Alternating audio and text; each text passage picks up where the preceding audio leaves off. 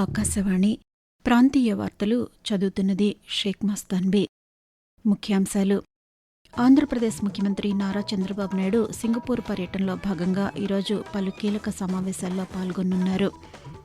కేంద్ర వినియోగదారుల వ్యవహారాలు, ఆహార ప్రజా పంపిణీ శాఖ మంత్రి ప్రహ్లాద్ జోషి ఆంధ్రప్రదేశ్లోని విజయవాడలో ఈరోజు పర్యటిస్తున్నారు. తెలంగాణ ప్రభుత్వం చేపట్టిన అభివృద్ది కార్యక్రమాలను ప్రజలకు విస్తృతంగా తెలియచేయాలని ముఖ్యమంత్రి రేవంత్ రెడ్డి అధికారులను ఆదేశించారు. గత 2 ఏళ్లలో ఆంధ్రప్రదేశ్లోని సాగునీటి ప్రాజెక్టులకు ఖర్చు చేసిన నిధుల్లో 51% రాయలసీమకే కేటాయించామని జలవనరుల శాఖ మంత్రి నిమ్మల రామానాయుడు వెల్లడించారు. వార్తల వివరాలు. ఆంధ్రప్రదేశ్ ముఖ్యమంత్రి నారా చంద్రబాబు నాయుడు సింగపూర్ పర్యటన కొనసాగుతోంది. 2వ రోజైన ఈరోజు పలు కీలక సమావేశాల్లో పాల్గొనున్నారు. ఇందులో భాగంగా రాష్ట్రానికి పెట్టుబడుల ఆకర్షణ, అమరావతి అభివృద్ది, సెమీకండక్టర్ రంగ విస్తరణ లక్ష్యంగా అంతర్జాతీయ సంస్థల ప్రతినిధులు, పారిశ్రామికవేత్తలతో ఆయన చర్చలు జరపనున్నారు. అనంతరం ముఖ్యమంత్రి వరల్డ్ సిటీస్ సదస్సులో కీలకోపన్యాసం చేయనున్నారు. మధ్యాహ్నం సింగపూర్ ఉప ప్రధానమంత్రి గాన్ కిమ్ యోంగ్తో పాటు ఇతర ఉన్నతాధికారులతో సమావేశం నిర్వహించనున్నారు.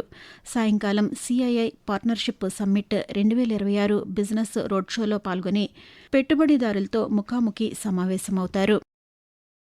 కేంద్ర వినియోగదారుల వ్యవహారాలు, ఆహార ప్రజా పంపిణీ శాఖ మంత్రి ప్రహ్లాద్ జోషి ఆంధ్రప్రదేశ్లోని విజయవాడలో ఈరోజు పర్యటిస్తారు.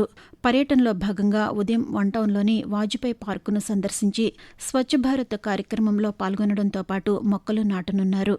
అనంతరం స్థానిక ప్రజలతో ఛాయ్ పే చర్చ కార్యక్రమంలో పాల్గొంటారు. ఆ తర్వాత కేంద్ర ప్రభుత్వ నిధులతో అభివృద్ది చేసిన రాయనపాడు రైల్వే స్టేషన్ను సందర్శించి అక్కడి సౌకర్యాలు, అభివృద్ది పనులను పరిశీలిస్తారు. కేంద్ర మంత్రికి విజయవాడ అంతర్జాతీయ విమానాశ్రయంలో బీజేపీ నేతలు స్వాగతం పలికారు. ఈ సందర్భంగా కేంద్ర మంత్రి పాత్రికేయులతో మాట్లాడుతూ అంత్యోదయ సిద్ధాంతంతో ప్రభుత్వ ఫలాలు చివరి వ్యక్తి వరకు చేరేలా ప్రధానమంత్రి నరేంద్ర మోదీ పాలన సాగుతోందని అన్నారు.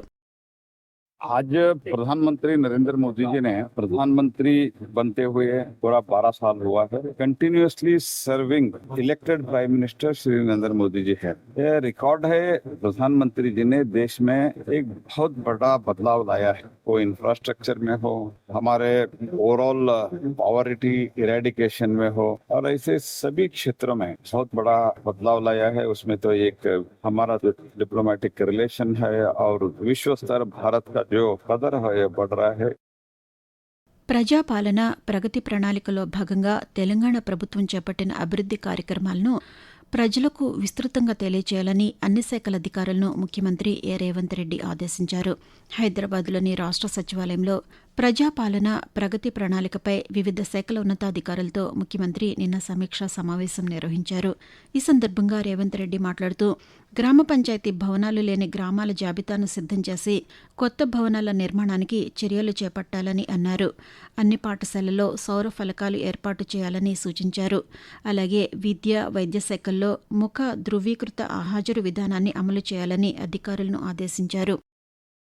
దివ్యాంగుల సంక్షేమానికి ప్రభుత్వం అత్యంత ప్రాధాన్యతనిస్తోందని ఆంధ్రప్రదేశ్ వైద్యారోగ్య శాఖ మంత్రి సత్యకుమార్ యాదవ్ తెలిపారు.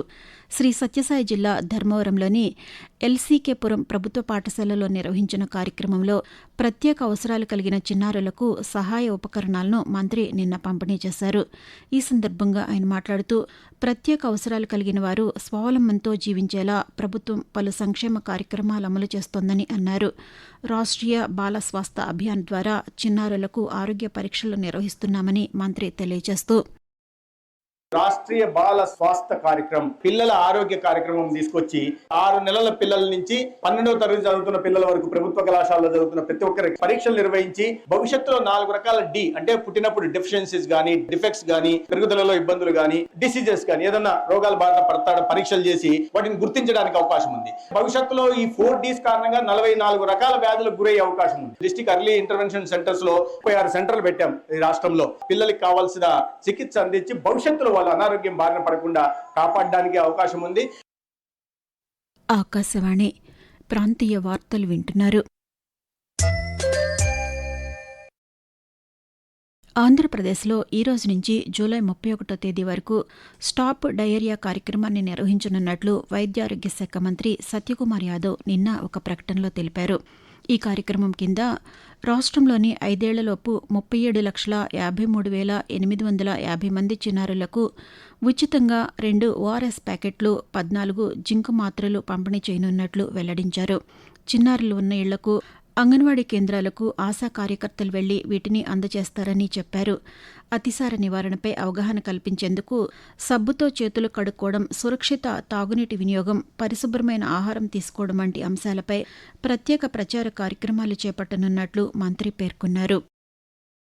ఆంధ్రప్రదేశ్లోని రాయలసీమ ప్రాంత ప్రజల నీటి అవసరాలను దృష్టిలో ఉంచుకుని రాయలసీమ ఎత్తిపోతల ప్రాజెక్టును త్వరితగతిన పూర్తి చేసి అందుబాటులోకి తీసుకురావాలని వైఎస్సార్ కాంగ్రెస్ పార్టీ నాయకులు ప్రభుత్వాన్ని కోరారు. గుంటూరు జిల్లా తాడేపల్లిలోని పార్టీ కేంద్ర కార్యాలయంలో రాయలసీమ లిఫ్ట్ సాధన కమిటీ సమావేశం జరిగింది.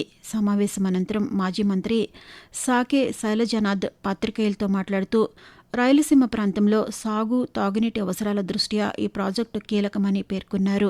రాయలసీమలో నీటి వనరుల అభివృద్ధికి ప్రభుత్వం ప్రాధాన్యతనిచ్చి ప్రాజెక్టును త్వరగా పూర్తి చేసే దిశగా చర్యలు చేపట్టాలని డిమాండ్ చేశారు. గత 2 ఏళ్లలో ఆంధ్రప్రదేశ్లోని సాగునీటి ప్రాజెక్టులకు ఖర్చు చేసిన నిధుల్లో 51% రాయలసీమకే కేటాయించామని జలవనరుల శాఖ మంత్రి నిమ్మల రామానాయుడు వెల్లడించారు.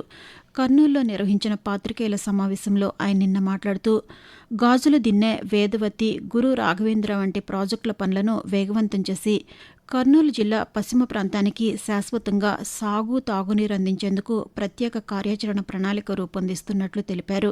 తుంగభద్ర డ్యాము గేట్ల పునరుద్ధరణ, శ్రీశైలం ప్రాజెక్టు మరమ్మతులు, హంద్రీనివా ప్రాజెక్టు అభివృద్ధి పనులను ప్రభుత్వం చేపట్టిందని మంత్రి వివరిస్తూ ఆంధ్రప్రదేశ్ రాష్ట్రమంతా కూడా మనం సస్యశ్యామలం చేస్తూ ఉన్నాం. ఒక్క కర్నూలు పశ్చిమ ప్రాంతానికి సంబంధించి అక్కడ ఉన్నటువంటి జియోగ్రఫికల్ కండిషన్స్ నుండి ఇతరత్ర అంశాల వల్ల కొంతమేర అక్కడ సాగునీరు, త్రాగునీరు అందించడంలో మరి ఇంకా మనం పనిచేయవలసిన అవసరం ఉందనేది చంద్రబాబు నాయుడు గారు కూడా ప్రాధాన్యతని ఇమ్మని, అటువంటి వెస్ట్ ప్రాంతానికి పూర్తి స్థాయిలో సాగు, త్రాగునీరు అందించడానికి ₹1 ఎక్కువ ఖర్చు అయినా సరే ఒక బ్లూ ప్రింట్ మేము అందజేస్తూ ఉన్నాం. ముఖ్యంగా రాయలసీమకి ఇవాళ చాలా ప్రాధాన్యత ఇస్తుంది ఇవాళ కూటమి ప్రభుత్వం.